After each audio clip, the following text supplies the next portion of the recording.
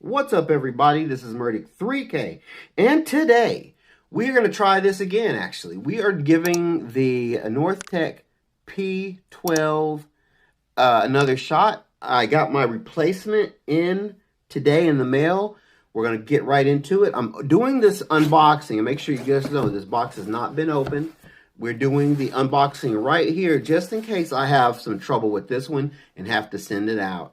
And the video will actually serve as kind of proof that I did not do anything to it. Because I suspect I got a used product that was defective in the other one. Because the box was a bit dirty. It did not work and I had to return it. I didn't have any problems with returning it. But I had to return it and it's just a bit of an inconvenience. So we're going to go ahead and take this out. Okay, so there we go. The Ronin box. It comes packaged wonderfully. I don't have any complaints about the packaging. It's a very nice box, kind of the box you see on higher end optics. This is something I got on Amazon. Saw some great YouTube reviews, so I said, you know what, for my new build, I think I'm going to give it a shot. And then the one we got didn't do anything. So let's take a look at the box. So we're taking a look at it there. There's Ronin Red Dot Series. Has the NORTHTAC stuff on there. Stuff on the bottom, lower 1/3 co-witness. And it tells you it's a 1x20mm 2 MOA red dot sight. And there's a little 2 MOA red dot. Yeah, as I said before, nice box. We're just going to open it. This box can serve a lot of purpose after this is done. So here is the showstopper itself. The optic. The additional riser. Which is cool. And I think they're like slightly different in height just by a little bit. Like a couple of fractions of inches. One's, I think, probably like I don't know. They're just one smaller than the other.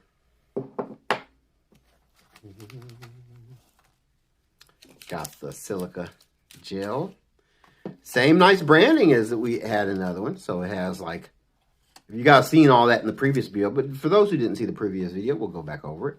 Got the little stickers. Good for a carrying case or your table for where you do your builds. More branding and stuff. NORTHTAC and Ronin.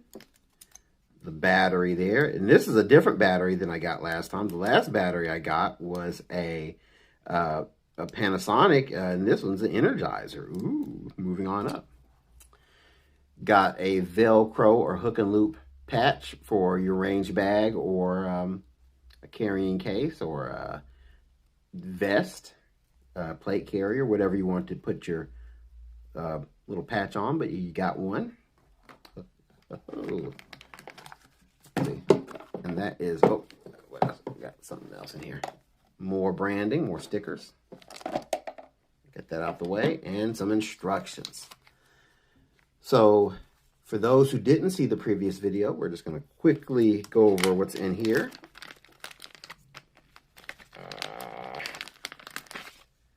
So we have the flash kill that goes over the optic, the aperture there. A cleaning cloth. Customer service appreciation information. It tells you about the 100% no hassle warranty. All right. Read more about that in the return policy. And here's the product manual. So the product manual, it goes over all the different Ronin products they sell, like at least the red dots it looks like. And so for you just find where you are. We are here at the P12, so that's what we do. And so it says it has a, okay, so it tells us a little bit more. There's an absolute co-witness mount and a lower 1/3 co-witness mount. So that's the difference. Okay, so that's what the two the two mounts are. The smaller one is the absolute co-witness, and the lower 1/3 is the co-witness. I wonder what kind of sites they're referring to. Sometimes it's site specific, but it didn't say, so we'll figure it out. It tells you all this, parallax free. We'll see about that. Windage and elevation. There you go. Mount type at all mill standard 1913 rails. Aircraft grade aluminum, and the turret clicks are 1/2 MOA. So that's it. So what I'm going to do, I'm going to cut away. I'm going to put the battery in, and then we'll see if this thing works. Talk amongst yourselves. So we have the battery in. There is a shake and wake feature, and I think you long press maybe one of the arrow indicators to turn it off manually. I'm not sure about that. It doesn't say much in the instructions. So we have a bikini style lens protector. We're going to take it off. And now for the moment of truth. Let's see. Lord. So it looks like we are having that same issue. Looks like this one isn't working either. 2 for 2, guys. Not good.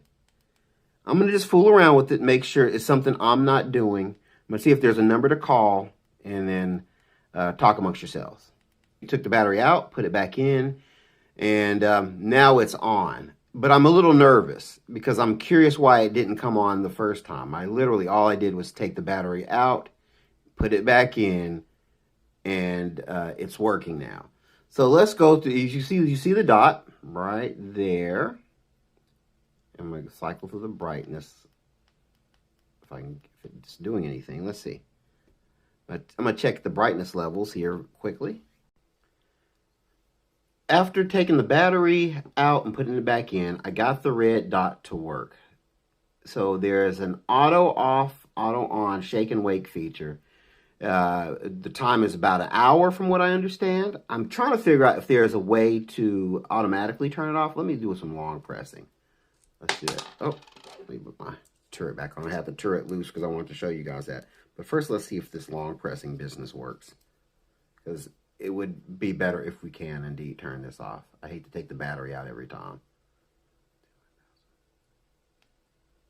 Okay, so long pressing does work. So to manually turn it off, I just held the up indicator for, felt like about 10 seconds, and then it just powers off. Let's see if we can power it back on just as easy. So holding it on for 10 seconds or so powers it back on. So there we go. So that's that. I'm a little sketchy, guys. I'm going to tell you why. Because I can't understand why the it didn't power on when I put it in the first time. The only thing I can think is that it just wasn't seated properly, but I squeezed it down fairly well. The finish is a lot better on this one. The other one had a blemish on the battery cap. This one seems like it's okay. Now, I don't know if this is going to show up. I'm going to try to focus in. I looked in the lens cap area, and it's, I don't know, guys. It's like something the way it's seated. But you see right there, it's recessed more at this point than it is at this point. Don't know why. I would figure it would have been flush. It's not appealing. I'm going to put the flash, I'm going to back it out a little bit.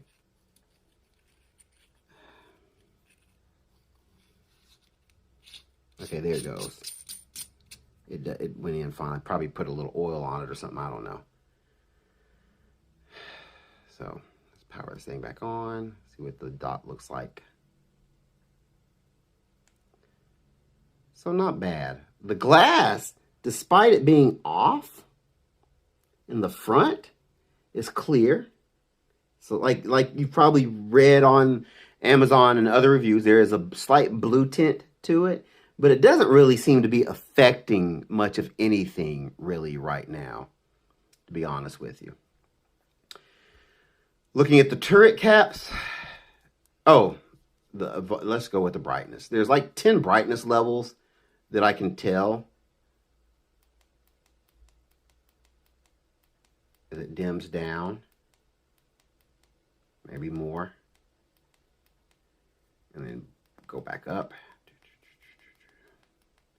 While it looks good through the camera, it looks like a crisp dot. With my eye, it's a bit of a starburst, kind of sloppy dot. But now, before everybody jumps on that, one thing I read about red dots, and if somebody knows contrary, this to be not true, let me know. Or if this is true, if you guys can know about this, let me know in the comments. Most eyes, most human vision will see a blur when it comes to a red dot. That's what I read somewhere. I can't remember where I read that, but I read it. And through the camera lens, it looks like it's giving a true depiction of what the dot is, which is a crisp round dot. And it's our human vision that's actually flawed that makes dots look blurry. And the camera gives you a true depiction of what that dot looks like. And that's what we're seeing here. So if that is indeed true, then the dot itself is fine. It's just my vision's getting crappy, which I don't doubt that a bit, because my vision, as I get older, does tend to go downhill. So that's that. So guys, let's look at the mount. The mount has this neat little spring feature there that helps grasp the rail when you're installing it, so you don't have to worry about it being so wiggly. So basically you push it out, put your rail in, and then let's let it go. And then you tighten it up and it grabs onto your rail for you. That's a pretty neat feature. Just all it really is the addition of that spring right there that makes that happen. It's in the way the rail itself is constructed. Very nice rail overall. So that's no biggie. I love the minimal branding. It's just the imprint of the logo right there. You don't have bright white lettering other than your windage and elevation. So that's it, guys. I'm not going to go too much detail about it because as of right now, we haven't gone to the range. I'm just be known that I'm a little nervous because of the lack of powering on the first time, and I did have to send a previous unit back. We'll be at the range this weekend. I'll be using this on one of the rifles I'll be using, and I'll give you more about it. This is intended to go on my new build that I'm working on, and we'll talk more about that in another video. But as for now, it's time for me to close out. Thank you guys for watching. If you have any comments or anything that I've missed that you'd like to hear in the follow-up video to this, put it in the description below, in the comments below, excuse me, and then we'll address those in our next video when we do the follow-up. Thank you guys, as always, for watching. Keep on watching. Be safe out there and live the dream.